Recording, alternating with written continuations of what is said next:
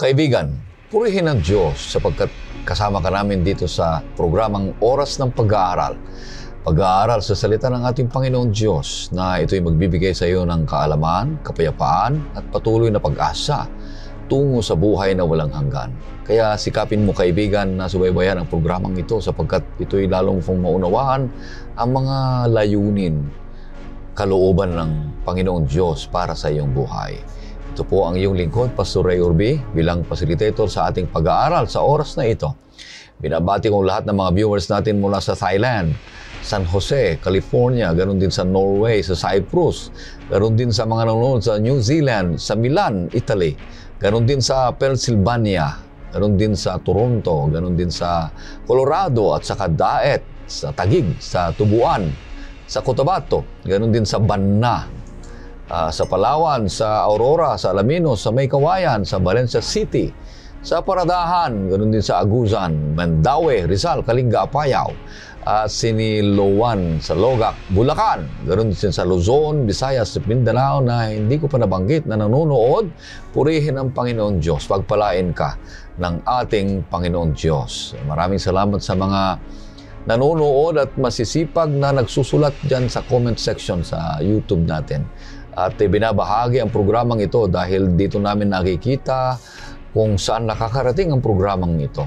Sa mga likes ninyo, purihin ang Panginoon Diyos. Sa mga feedbacks, purihin ang Panginoon Diyos. Ganon din sa mga ginigiliw nating mga taga-subaybay sa AWR, mga nakikinig. Dalangin namin na kayo ay patuloy na palakasin ng ating Panginoong Diyos. Kaya ang mga kasama natin dito sa programang ito, ngayong oras na ito, ngayong linggo, ay ang mga lalaki ng Panginoon Diyos. Una dito ay si Pastor Ian Felicitas.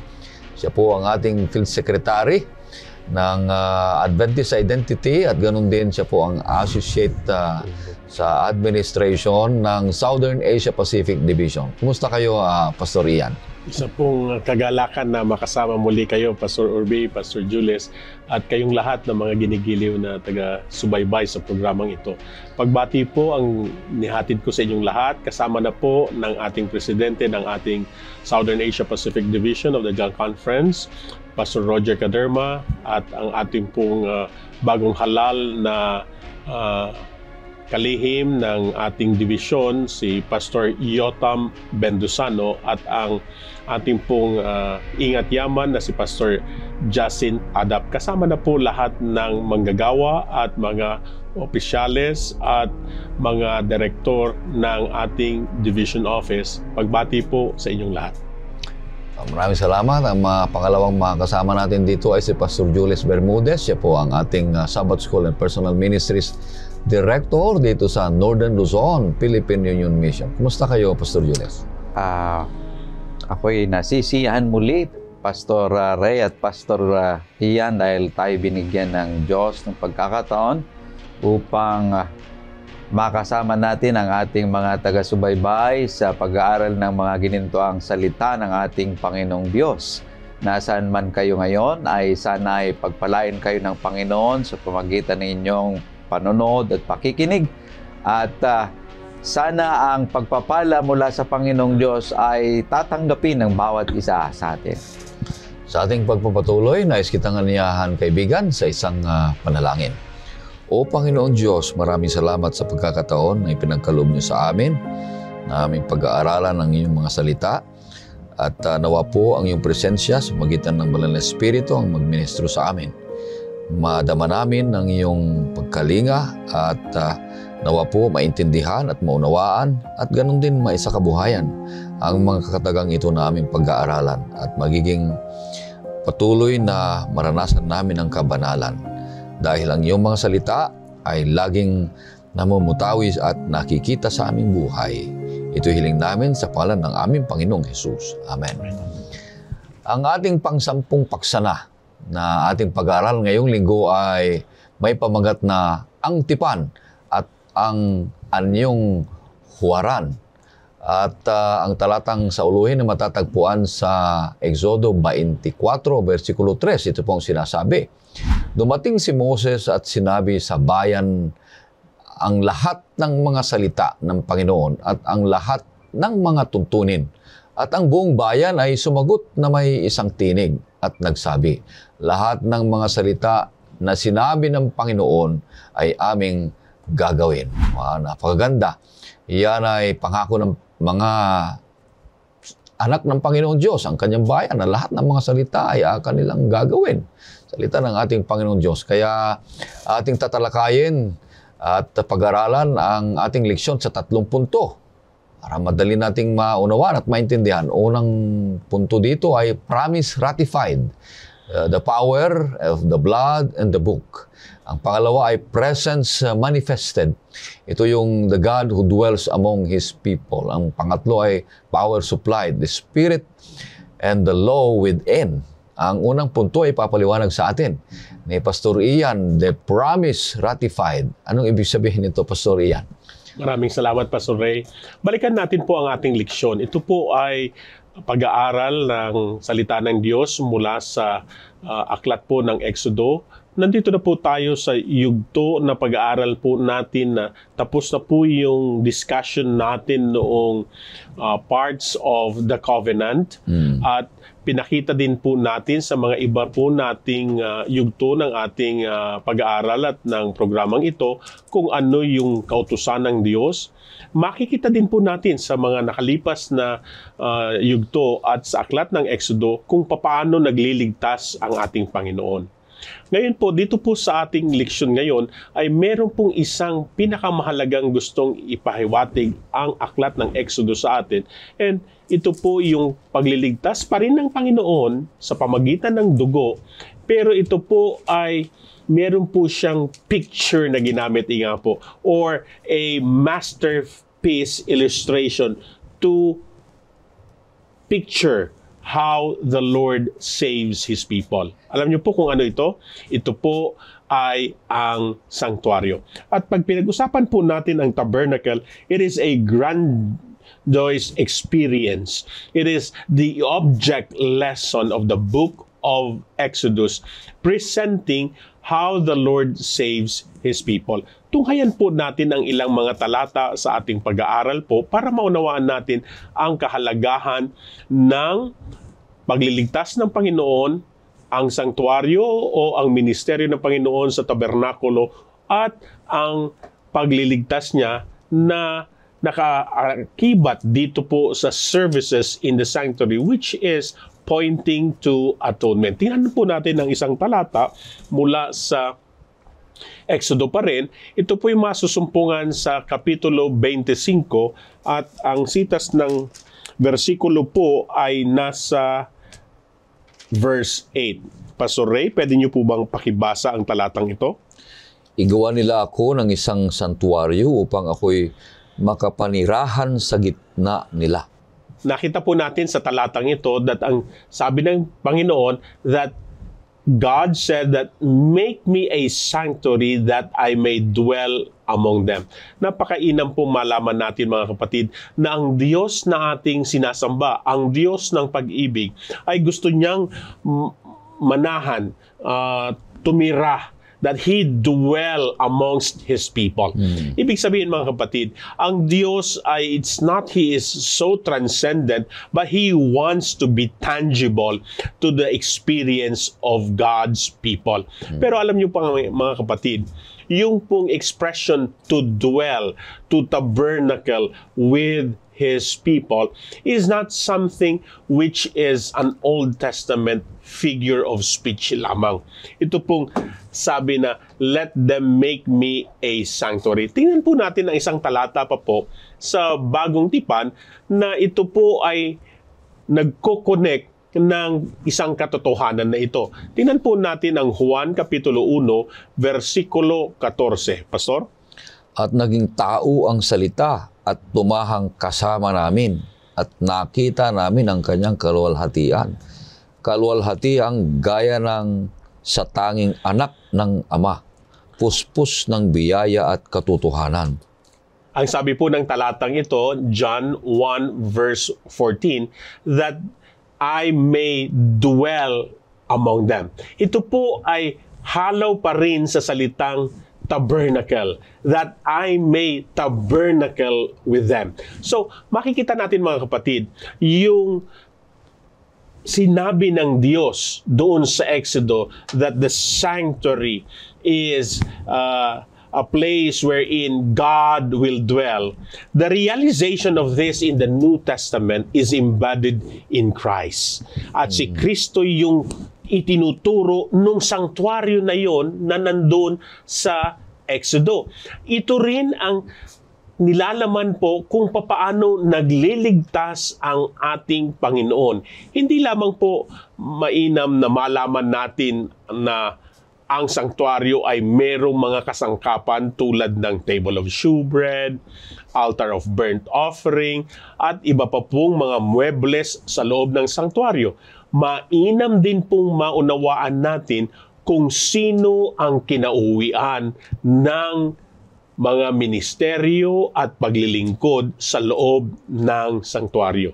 Sino po ang kinauwian nito? Ang ating Panginoong Hesus. Bakit? Ang isa pong pinakamainam na pagpapakita kung paano nagliligtas ang ating Panginoon doon sa sanktuaryo ay sa pamagitan po ng mga hain which is offered in the sanctuary, which is pointing to the sacrificial death of our Lord and Savior Jesus Christ. So, makikita natin kung papaano itinuturo ng aklat ng Exodo ang pagliligtas ng ating Panginoon. Ito rin naman ay nagtuturo kung papaano ang ating Panginoong Hesukristo ay darating at siya ang ating tagapagligtas na kinauwian ng mga ministeryo at paglilingkod sa loob ng sanktuaryo. Bakit mahalaga ang pagdanak ng dugo? Ito ay isang mahalagang part ng services sa loob ng sanktuaryo. Bakit ba kailangan ng pagdanak ng dugo? Pwede bang sagutin na lang ng Panginoon ang kasalanan at ang demands ng pagliligtas ng isang snap ng kanyang finger at tayong lahat ay ligtas na? Pwede naman siguro mga kapatid, pero alam niyo po, mas mainam ang pagliligtas ng Panginoon dahil ito ay hindi lamang sa kanyang pag-snap ng finger, kundi ito ay sa pamagitan ng pagdanak ng dugo. Tingnan po natin ang isang tala mula sa Hebreo, Kapitulo 9, at ang mga versikulo po, ang versikulo po ay makikita sa verse 22. Pastor Ray? Sa katunayan, sa ilalim ng kautusan, halos lahat ng mga bagay ay nililinis ng dugo. At kung walang pagdanak ng dugo, ay walang kapatawaran ng mga kasalanan. Alam niyo mga kapatid, yung pagliligtas ng Panginoon, yung mga part ng ceremonial at ng mga kautusang iyon ay iniha-highlight yung gagawing pagliligtas ng ating Panginoon doon sa sanktuaryo, yung death niya. Yung death niya ay kabayaran sa ating kasalanan. Balikan po natin ang sinabi po ng talatang ito sa aklat ng Hebreo 9, versikulo 22. Ang sabi po ni Pablo is, in fact, the law requires that nearly everything be cleansed with the blood. Ang paraan po ng paglilinis ng Diyos ay hindi sa pamagitan ng mga ginagawa ng tao. Balikan po natin ang isang yugto sa lumang tipan. Matatandaan po natin si Cain at si Abel. Merong hain ng alay ng isang tupa. Ang isang hain ay walang dugo. Ano po ang tinanggap ng ating Panginoon? Yung haing may dugo. Bakit? Itong hain na ito ay nagsimula pa doon sa aklat ng Henesis. Tingnan po natin ang Henesis mga kapatid, Kapitulo 3, para makita natin mga kapatid kung papaano ang pagliligtas ng ating Panginoon. Kapitulo 3 ng Henesis, at ito po ay masusumpungan natin sa versikulo 21. Pastor? At iginawa ng Panginoong Diyos si Adan at ang kanyang asawa ng mga kasuutang balat at sila'y dinamitan. Pansinin natin dito mga kapatid na si Adan at si Eva, tinugunan nila yung kasalanan. They tried to solve it with their own works using aprons, using fig leaves. Walang pagdanak ng dugo.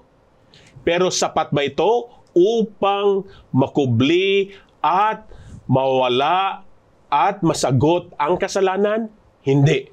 Hindi sila iniligtas ng kanilang mga sariling gawa. Bagkus, ang nagligtas ay ang ating Panginoon sa pamagitan ng ang sabi po ng versikulo, the Lord God made garments of skin for Adam and Eve. Ano pong sabi ng talata? Garments of skin. Pag tinignan po natin sa Hebreo ito, mga kapatid, ito po ay ketoneth, or ibig sabihin, this is actual flesh and blood. Yung actual flesh and blood, may offering na nangyari doon pa lamang sa Genesis. Kaya nga't napakainam na makita natin kung paano nagliligtas ang Panginoon sa pamagitan ng pagdanak ng dugo. Kaya nga't ang sabi ng Hebreo, ang paglilinis ay sa pamagitan ng pagdanak ng dugo. Kaninong dugo? Dugo ng kordero. Dugo ng tupa na yon. Nang sabi ng aklat ng Juan, behold, the Lamb of God who takes away the sins of this world. Sino po yon? Ang ating Panginoong Jesus. Napakaganda na ang pangako ay pinagtibay sa pamagitan ng dugo ng ating Panginoong Jesus na inilalarawan dito sa santuario, na ito'y ginaganap nila para mapatawad o kaya maikubli ang kanilang kasamaan, mapatawad ang kanilang kasalanan at maipabalik ang relasyon nila sa ating Panginoong Diyos. Ginagawa yon doon noong unang panahon ng mga Israelita sa santuario o tabernakulo. Ngayon, piniliwanag na napakaganda nito, yun na yung simbolo. Lahat ng mga yon ay si Kristo Jesus na tumahan na sa atin sa bagong tipan. Napakagandang larawan kung papaano ang Panginoon Diyos ay pinagtibay niya ang pagliligtas ng bawat isa sa atin, na tayo ay tiyak na mayroong pag-asa ng kaligtasan sa pamagitan sa ating Panginoong Jesucristo na tumahan sa bawat isa sa atin. Ano, Pastor Jules? Oo, napakahalaga yung dugo na kung saan ay ito yung nagbibigay ng kapatawaran. Doon sa lumang tipan ay pinapakilala sa atin doon sa sanctuaryo kung ano yung mga ginagawa doon, ay inaanino niya kung ano yung ginawa ng ating Panginoong Jesucristo.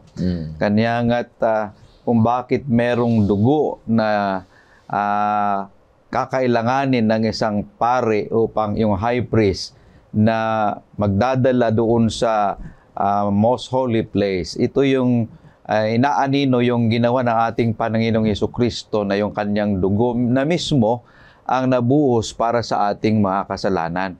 So, binanggit kanina, Pastor Ray, doon sa iyong binasa, if there's no shedding of the blood, there will be no remission of sin. So, napakalaga yung power of the blood, na kung saan ang ating Panginoong mismo na siya na ang namatay para sa atin, hindi yung mga tupa na walang kapintasan, kundi ang ating Panginoong Jesucristo ang kumuha ng ating kasalanan upang tayo'y mapatawad. Dahil ang sinasabi ng kautusan ay kailangan may mamamatay. Kung walang mamamatay, kung walang pagtahak ng dugo, ay walang kapatawaran ng isang tao. Yun yung ninanais ng kautusan na mangyari. Kanya't ang ating Panginoong Hesus, imbes na tayo sana, siya na ang kumuha ng ating mga kasalanan. Oo nga, kung pagtahak ng dugo ay kabilang patungong kamatayan yan. Kung mawalan ka na ng dugo, mamamatay ka na. Kaya nga't salamat sa dugo ng ating Panginoong Hesus na siya lang lamang ang magbibigay sa atin ng pag-asa ng kaligtasan at mapawalang sala ang bawat isa sa atin. Dito natin nakikita nung mga nakaraang linggo, mga kapatid, na ito yung sinasabi na santuaryo na lahat ng mga hain dyan, mga sakripisyo dyan ay tinutungo ng seremonyal na sinasabi mo nung pinaliwanag mo nung una. Na ito ay may katapusan na kautusan na ito yung ginagamit nilang hain sa loob ng santuaryo. Pero yung kautusan na 10 utos ay yun yung tuloy-tuloy na walang katapusan yun, mga kapatid. Kaya maraming salamat dito.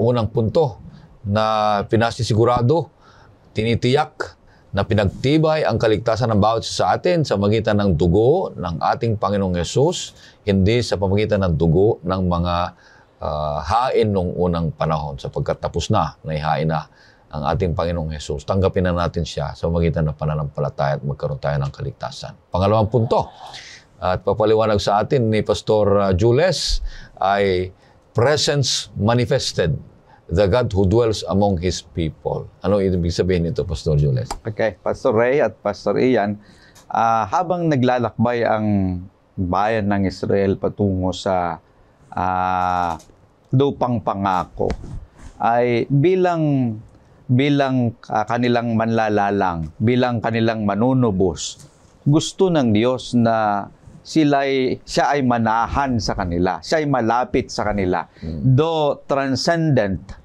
gusto ng Diyos na malapit sa kanila. Ito yung tinatawag, Pastor Ian, na transcendent and immanent God. Oo. Malayo man, pero malapit. Yung sinasabi natin na transcendent and immanent. So, tinuturuan ng Diyos ang kanyang bayan sa pamagitan ng maraming mga paraan, at isang pamamarang na ginamit ng ating Panginoong Diyos ay ang sanktuaryo, na ang lahat ng mga serbisyo na binabanggit natin kanina ay tumutukoy sa ating Panginoong Hesukristo, sa pamagitan ng ating Panginoong Hesukristo na kanyang ginawa pagkaraan ng maraming taon mula sa karanasan ng bayan ng Diyos ang Israel. Ngunit meron tayong makikita dito, Pastor Ray at Pastor Ian, na tinitiyak ng Biblia na ang Diyos ay hindi tumatahan sa mga templo at gusaling ginawa ng tao. Kung ating babasahin ang aklat ng Gawa 7:45 hanggang 50, ano ang sinasabi dyan, Pastor Ray? Sa Gawa, Kapitulo 7, 47 hanggang sa 50. Subalit si Solomon ang nagtayo ng bahay para sa kanya. Gayunman ang kataas-taasan ay hindi naninirahan sa mga bahay na gawa ng mga kamay, gaya ng sinasabi ng propeta, ang langit ang aking luklukan at ang lupa ang tuntungan ng aking mga paa. Anong uri ng bahay ang itatayo ninyo para sa akin? Sabi ng Panginoon. O anong dako ang aking pahingahan? Hindi ba ang aking kamay ang gumawa ng lahat ng mga bagay na ito? Kayong matitigas ang ulo at hindi tuli ang puso, mga tainga. Kayo'y laging sumasalungat sa Espiritu Santo. Kung ano ang ginawa ng inyong mga ninuno, ay gayon din ang ginagawa ninyo. So diyan binabanggit na ang ating Panginoong Diyos ay hindi tumatahan sa templo. Dahil siya ay mas malaki sa langit. And hindi siya magkakasya sa langit. Ganon din si Apostol Pablo, binabanggit niya sa Areopago sa Athens. Ay nagsabi siya sa Gawa 17:24. Anong sinasabi dyan, Pastor Ray? Gawa 17:24. Ang Diyos na gumawa ng sanlibutan at ang lahat ng mga bagay na naririto, siya na Panginoon ng langit at ng lupa ay hindi tumitira sa mga templong ginawa ng tao. So, napakaliwanag na binabanggit na ang Diyos ay hindi tumatahan sa mga templo na ginawa ng mga tao. Si Haring Solomon ay nagsabi rin sa Aklat ng Mga Hari, Unang Hari 8:27, na kung saan ang Diyos, ang kataas-taasang Diyos ay hindi naninirahan sa ginawa ng tao na templo. Hindi siya magkakasya sa templo na ginawa ng tao, na itinayo ng tao. Unang Hari 8:27. Ngunit totoo bang naninirahan ang Diyos sa lupa, sa langit at sa pinakamataas na langit ay hindi ka magkakasya gaano pa sa bahay na ito na aking itinayo? So dito tayo'y mamamangha kung bakit sinasabi doon sa binanggit kanina ni Pastor Ian sa Exodo. Babalik tayo doon sa Exodo chapter 25 verse 8 na pinabasa sa iyo kanina ni Pastor Ian, na kailangan sila'y gumawa ng sanktuaryo. Pakibasa nga, Pastor Ray, ulit ang Exodo 28 verse 8. Igawa nila ako ng isang santuaryo upang ako'y makapanirahan sa gitna nila. Okay. Diyan ating makikita na kung saan ay minabuti ng ating Panginoong Diyos na sinasabi na manirahan sa gitna nila. Binanggit na kanina ni Pastor Ian kung paano at kung ano ang ginagawa ng mga tao sa sanktuaryo, at ito'y pinapakita at inaanino ang ginawa ng ating Panginoong Hesukristo. Diyan binabanggit that the sanctuary declared that God is not distant but He is near. Yung sinasabi natin kanina na paano ang Diyos ay manirahan sa templo na ginawa ng tao, ay napakalaki. Merong tayong awit na sinasabi, how big is God? How big is how big and wide His vast domain. Yet small enough to live within my heart. So dito, sinabi na kanina ni Pastor Ian that Christ was the true tabernacle, the Word made flesh. Yung binasa mo kanina sa Juan 1:14, in whom dwelt all the fullness of the Godhead bodily. Dito, sinasabi na kung saan ang ating Panginoong Hesukristo ang true tabernacle na gustong manahan sa bawat puso ng tao. Dito aking nakikita na kung saan yung ritual na ginagawa, hindi lamang ritual, kundi ito'y gusto ng Panginoong Diyos na yung relationship, yung mas malapit siya sa mga tao. Bilang isang manlalalang at bilang isang manunubos, gusto ng Diyos na mas malapit sa kanila, may mas malalim na ugnayan ng tao sa Kanya.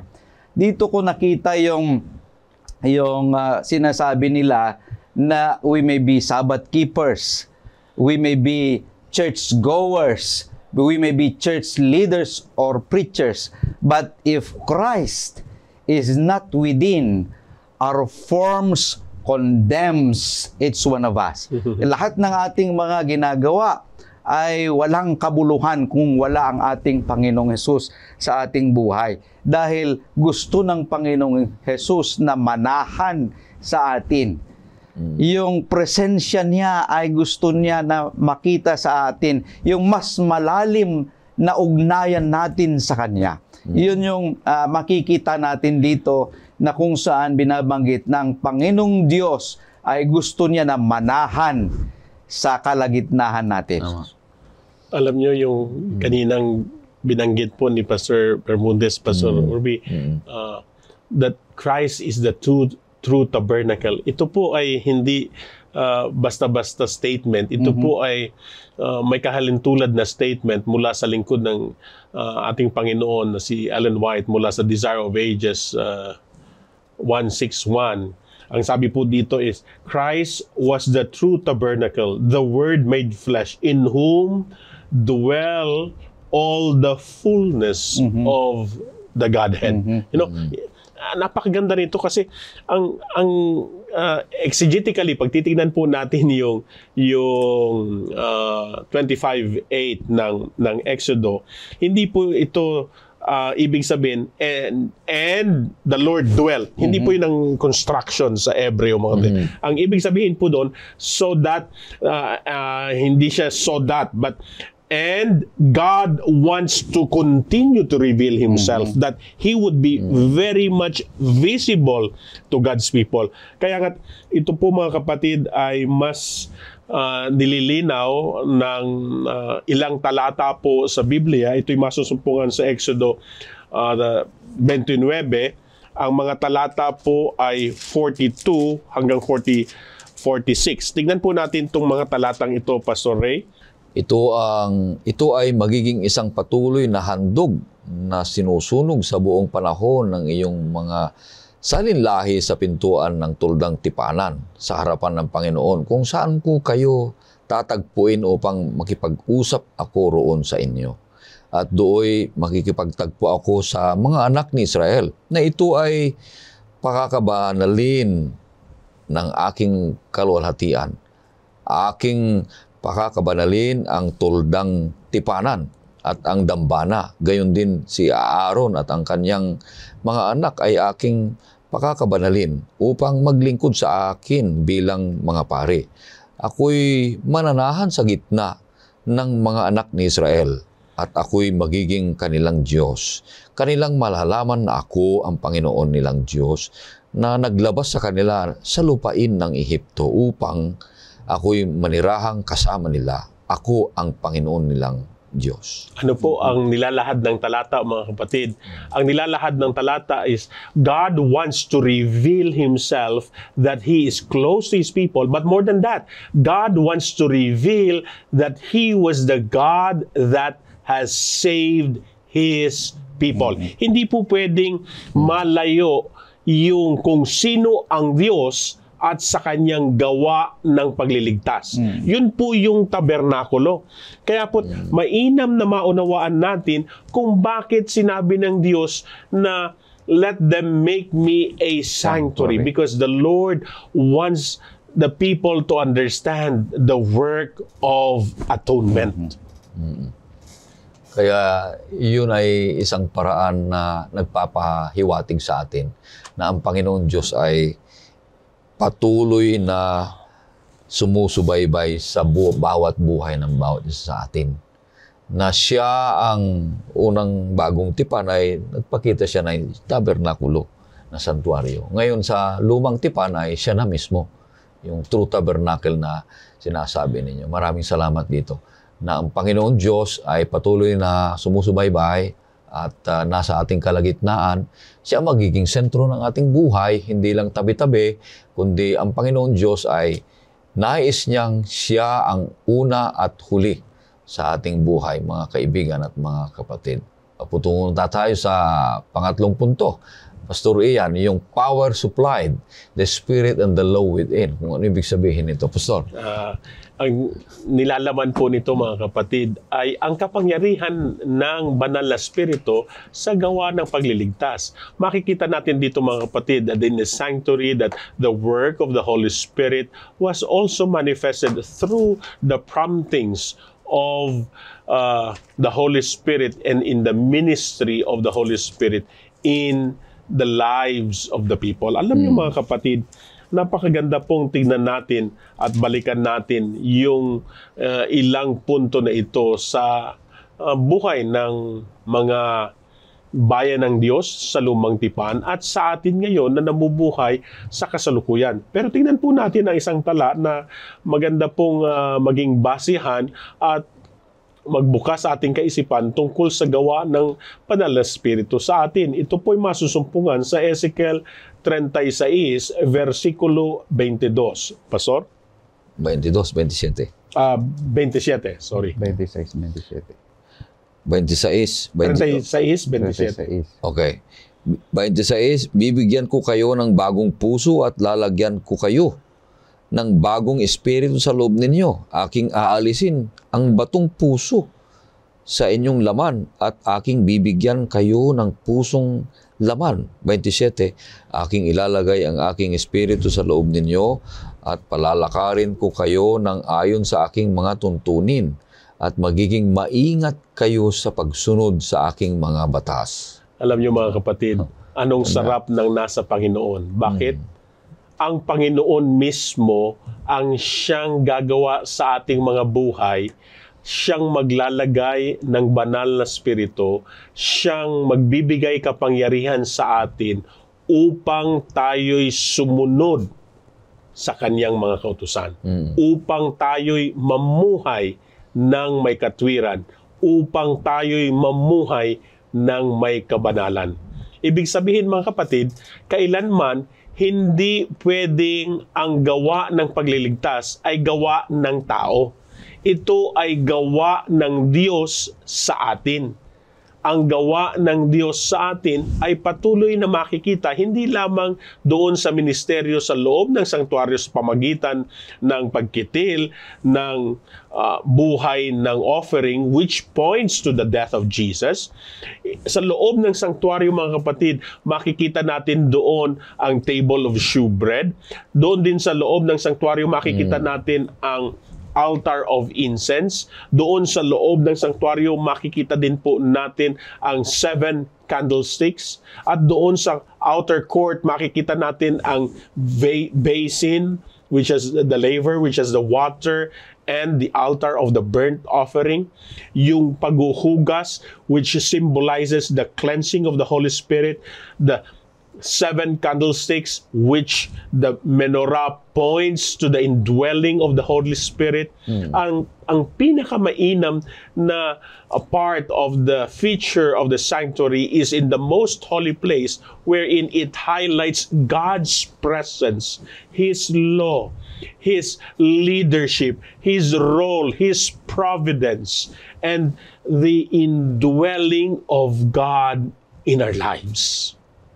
Kapatid, kung maunawaan lamang natin ang kahalagahan ng presensya ng ating Panginoon, itong presensya na ito ay hindi lamang sa pamagitan ng isang figurative concept sa kasalukuyan. Ito ay pwedeng mapasa atin sa pamagitan ng banal na spirito na siyang aagapay sa atin, tutulong sa atin upang tayo ngayon ay mamuhay na ng may bagong kasiglahan, pagsunod sa kautusan ng Diyos, at ito ay sa pamagitan ng pangunguna ng banal na spirito. Makikita din po natin mga kapatid, ang sabi po ng lingkod ng Diyos, isa pong magandang sitas ng statement from Ellen White is from Christ Object Lesson, page 412. Sabi niya po, the soul temple must be purified. Christ will abide only where the Spirit dwells. Madalit salita mga kapatid, mahalaga at kailangan natin na tayo ay hindi lang natin sabihin na tayo nagligtas. Kailangan din po natin na tayo mabautismuhan ng banal na spirito, mamuhay ayon sa pangunguna at pangangasiwa ng banal na espiritu. Ito ang ilan sa mga magandang punto, Pastor Ray, Pastor Julius, tungkol sa pagbibigay ng kapangyarihan. At ang kapangyarihan na ito ay yung sinabi din po ng gawa na bibigyan ko kayo ng kapangyarihan, at ang kapangyarihan na ito ay ang banal na espiritu. Kailangan natin ito mga kapatid. Hindi tayo pwedeng mamuhay sa ating Kristiyanong pamumuhay kung wala po ang indwelling of God the Holy Spirit. Pastor Ray? Iyon ang pangatlong punto na naipaliwanag sa atin ni Pastor Ian. Power supplied. Lahat ng mga buhay Kristiyano na ating pamumuhay ay kailangan ng power supplied. Yung pagtupad ng kautusan, yung pagtupad ng lahat ng makalooban ng Panginoon Diyos, ay kailangan natin ng kapangyarihan. Kailangan natin ng lakas. Kailangan natin ng pagpapaalala. At yun ay gawain ng banal na espiritu. Oo, ang ating Panginoong Jesus ay nasa sa ating buhay. Ngayon, siya naman ang banal na espiritu ay nagpapaalala kung ano ang dapat nating gawin. Kaya nga't ang Panginoong Jesus nung umakyat sa langit, sabi niya ay, huwag kayong mag-alala. Hindi kayo mag-isa. Mag-iwan ako ng banal na espiritu. Banal na espiritu na siya ang magpapaalala lahat ng aking mga sinabi. Ang isa pa dito, Pastor, yung pong konteksto ng covenant relationship is amplified through the sanctuary services and yung Holy Spirit. Bakit? It makes the relationship closer because God is a God of relationship. Yan po yung concept ng covenant, that God is a God of relationship. Anong klaseng relationship? A loving relationship. And God invites His people to have that relationship. Ito po yung mensahe ng aklat ng Exodus sa atin, that we must have a relationship, a saving relationship with the God who is the same yesterday, today, and tomorrow. Kaya makikita natin ang kapangyarihan ng Banal na Espiritu sa ating buhay, na siya ang patuloy na magpapaalala yung matibay na pagkikipagrelasyon natin sa ating Panginoong Diyos. Paano yun gumagawa sa ating buhay, Pastor Jules? Kung nakapag-isip tayo ng mabuti, dahil alam na natin na mabuti sa salita ng Panginoong Diyos, kung naisip natin gawin ang mabuti, gawain ng Banal na Espiritu yun. Kung makapag-decide ka ng mabuti, gawain ng Banal na Espiritu yun. May napansin ako kanina dun sa pinabasa ni Pastor Ian, Pastor Ray, sa Ezekiel 36. Mag-umpisa tayo sa 24 hanggang 30. May salita dun na banal na sinasabi na ako ang naglagay, ako ang nag-alis, ako ang naglilinis. Yun yung binabanggit doon na salita. So, pinapakita dito na kung wala ang Diyos sa pamamagitan ng Banal na Espiritu, wala tayong kakayahan na sumunod sa Kanya.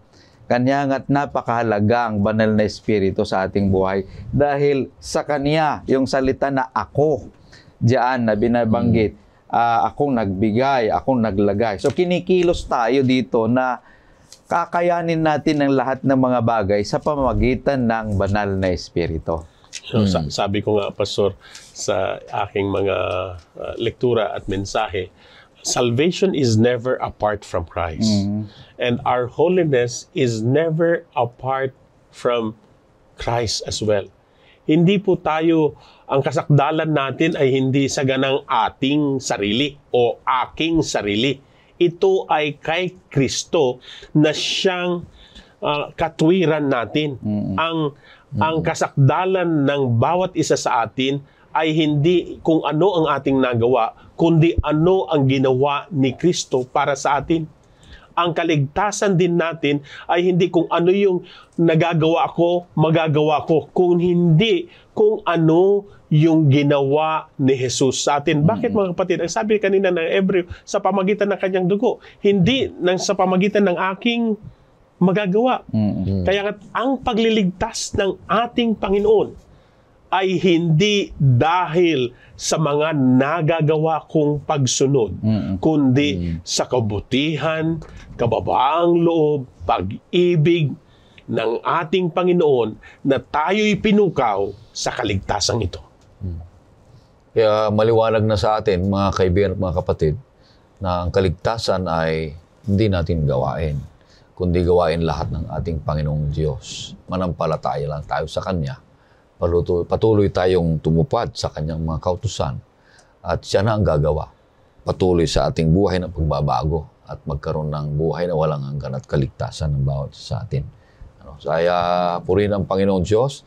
Kung may mga panghuling salita pa natin, Pastor Jules, ay Pastor Ian, ay ibigay na natin sapagkat malapit ng ating panahon ng ating pagtatapos. Ang isang idadagdag ko, Pastor, bago po si Pastor Jules, ay nasaan po ang tabernakulo or the sanctuary? Ito ay nasa gitna ng kampamento ng Israel. Bakit po mahalaga yun, mga kapatid? Mapapansin nyo, may konting order po yan, mga kapatid. You have the tabernacle, then you have the Levites and the priests in one section, then the 12 tribes divided accordingly sa sections, ng directions ng sanctuaryo. Kung ikaw ngayon ay magdadala ng offering, you need to bring an offering coming out from your tent. bringing the offering to the sanctuary. Oo. Ilang tao makakakita, uy, may sin offering siyang dala. Si pastor, may dala. Naglalakad siya, dala-dala niya ngayon yung offering. Ibig sabihin, mga kapatid, may pagkilala na ang kailangan ko ay isang tagapagligtas, na ako'y nagkamali, at ang dugo ng aking daladalang hain ang siyang maglilinis sa akin. Anong kagandahan nito, mga kapatid, sa kasalukuyan, na ang dugo ni Jesus ay central din sa pagliligtas sa atin. Na siyang ating pagkilala ngayon, when we ask for repentance, we acknowledge that I cannot do anything, but praise the Lord, His blood has cleansed us. We have been redeemed by the blood of the Lamb. Napakagandang mensahe, mga kapatid, ng sanktuaryo na dala po ng aklat ng Exodo at ng kabuuan ng Biblia. At ang ating Panginoong Hesus ay patuloy na gumagawa sa ministeryo niya sa sanktuaryo sa langit. At ang kagandahan nito, mga kapatid, is pinapakita ngayon sa atin that God's act of salvation is not something that is unfathomable. Maunawaan natin that the Lord is a God of love.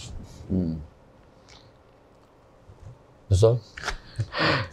Palagi kong sinasabi yung salita na the church is not a museum of saints.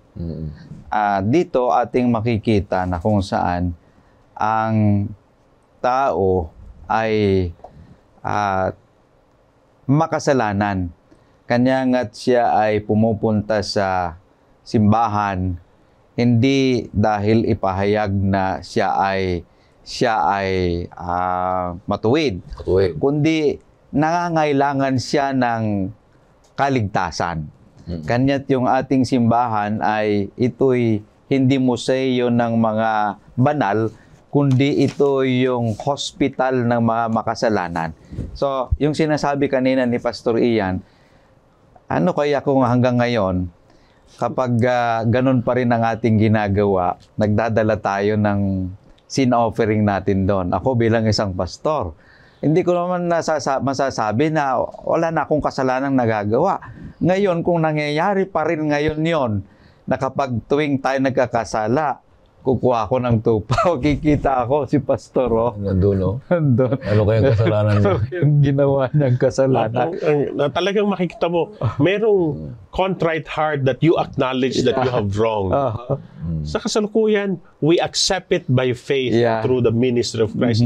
Ang napakasarap ng mensahe ng pagliligtas, Pastor Julius, no?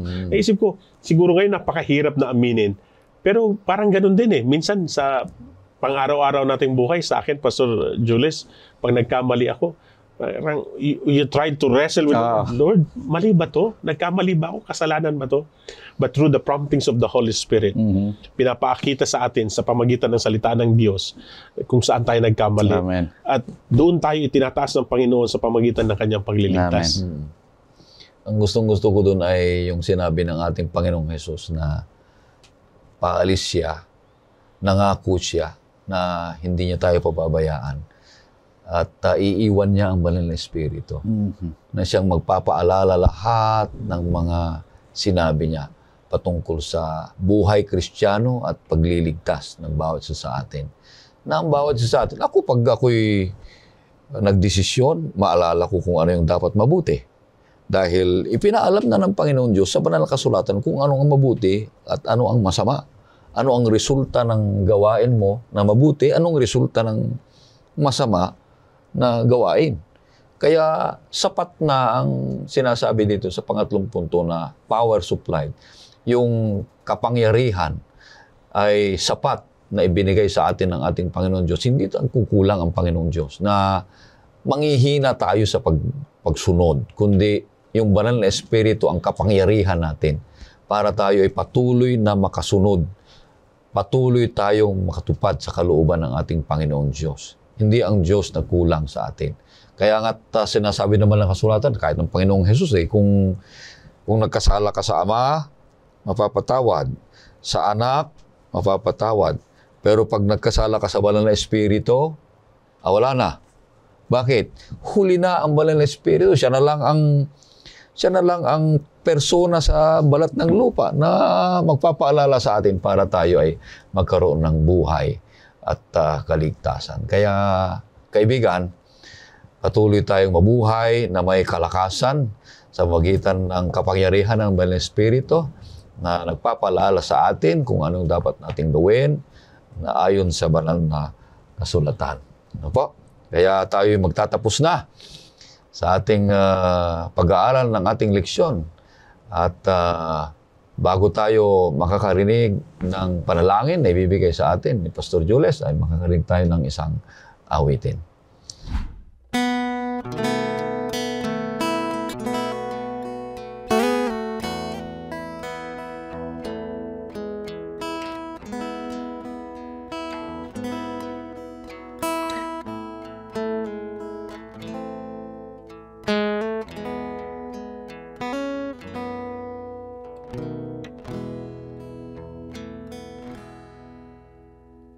Anong ika'y